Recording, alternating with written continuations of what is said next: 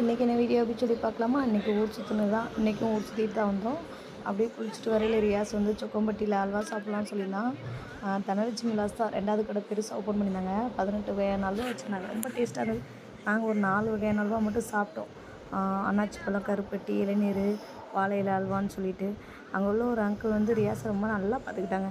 என்ன அல்வா வேணும், என்ன அல்வான்னு கேட்டு கேட்டு கேட்டு கொடுத்துக்கிட்டே இருந்தாங்க. ஒரு ஸ்டேஜில் ரியாஸே வேணாம் போதும் அப்படின்னு சொல்லிட்டான். நல்லா பார்த்துக்கிட்டாங்க. அந்த கடையில் எப்போவுமே அல்வா செம்ம டேஸ்ட்டாக இருக்கும். யாரெல்லாம் சொக்கம்பட்டி அல்வா சாப்பிட்ருக்கீங்க அப்படின்னு சொல்லிட்டு கமெண்ட் பண்ணுங்கள்.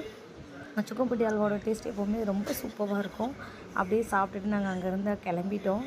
அப்படியே போயிட்டு லஞ்ச் எதாவது சாப்பிட்லாம் அப்படின்னு சொல்லிட்டு நாங்கள் சாப்பிட்றதுக்கு தான் போயிருந்தோம். ரியாஸ் அப்போ என்ன சொன்னால் பிரிஞ்சு சாப்பிட்லாம் அப்படின்னு தான். பிரிஞ்சு பார்த்தா பிரிஞ்சில் காய்கறியே இல்லை, வெறும் ரைஸும் புதினா மட்டும்தான் இருந்தது.